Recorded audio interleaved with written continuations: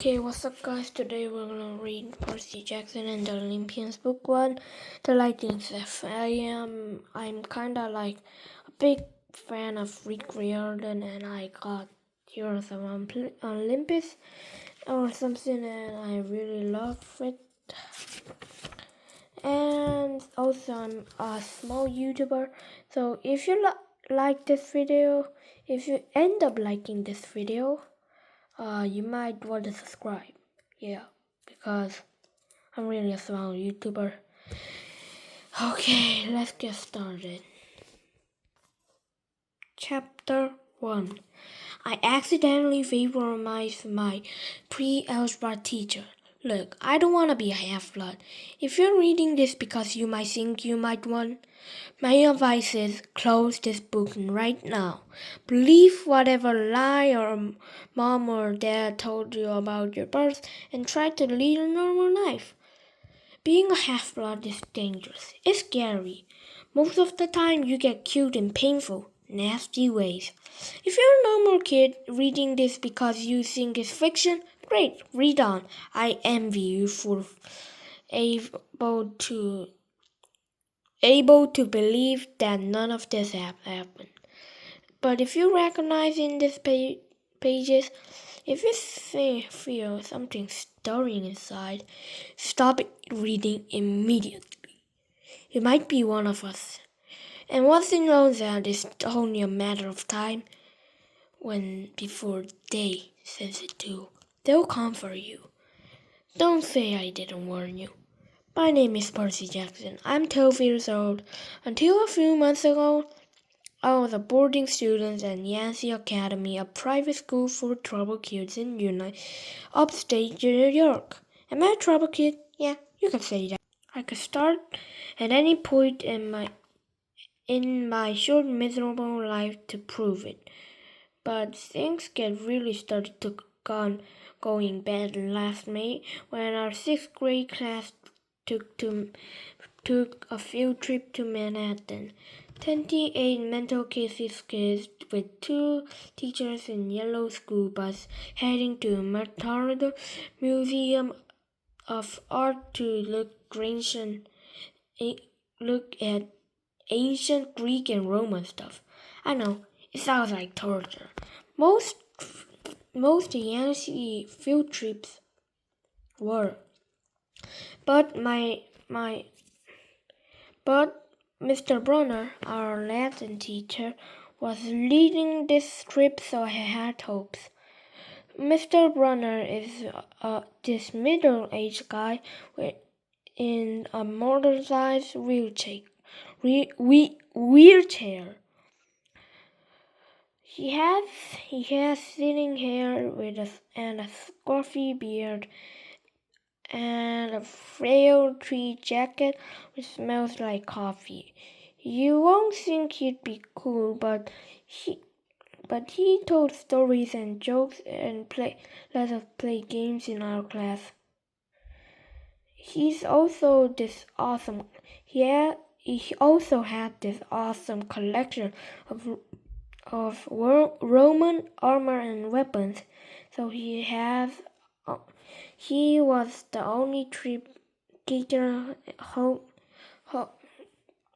whose class didn't put me to sleep. I hope Trip will be okay. At least I hope that once I won't get in trouble. Boy, I was wrong. See, bad thing happens in field trip. Like at my 5th grade school, when we go to Scarlet Battlefield, I had this ancient accident with a revolutionary water cannon, and I wasn't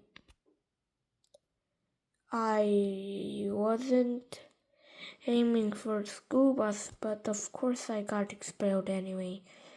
And before that, at my fourth grade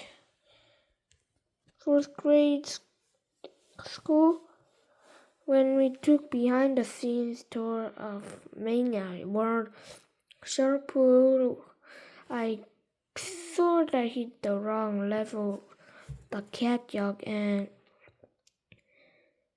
and our class took an unplanned swim. And the time before that, well, you get the idea. Probably. This trip, I was determined to be good. All the way into city, I was put up with Nancy Buffett, old freckly redhead camel girl, hitting my best friend Grover in the back of the head with chunks of peanut butter and ketchup sandwich. Grover was an easy target. He was scrawny. He cried when he got frustrated. He must have held back several grades because he was the only sixth grader with angst and the start of wispy beard on his chin. On top of that, he was crippled. He had a note excusing him for PE for the rest of his life because he had some muscular disease in his legs. He walked funny, like every step hurt him. But don't let them fool you.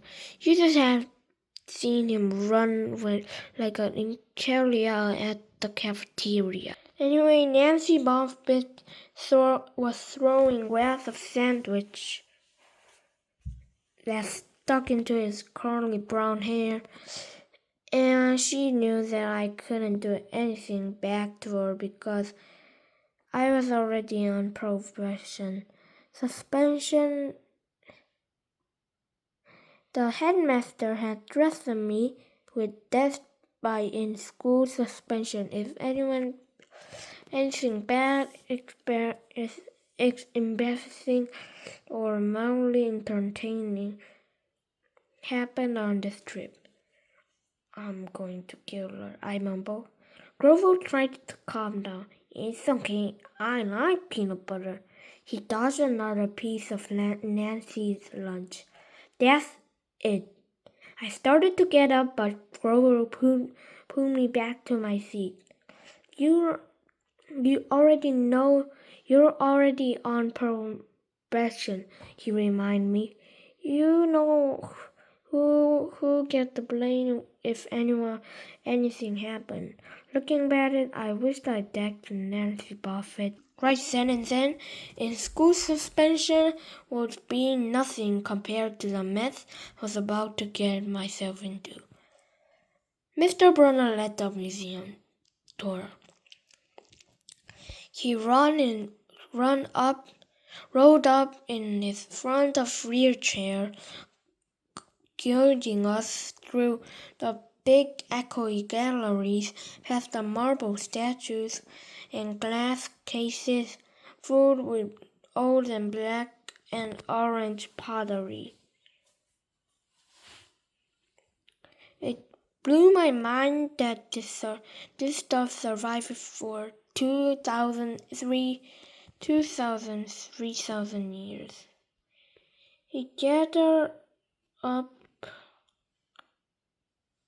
She gathered around the 13-foot tall stone column with a big sphinx on the top and started to tell us how it was a grave marker of steel for a girl about our name.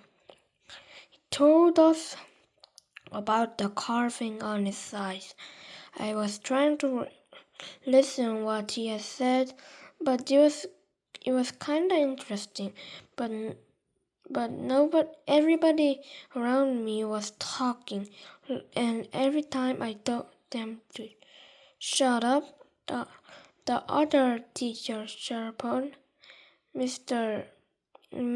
Dodd, would give me an evil eye.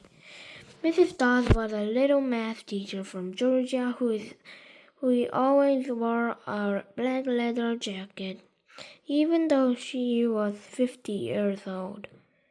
She looked mean enough to ride a Harley right into your locker.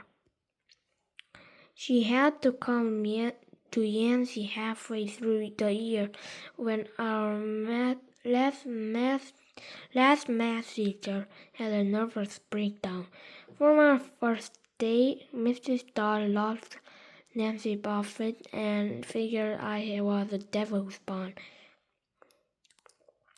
She pointed her crooked finger at me and said, "Now, honey, real straight."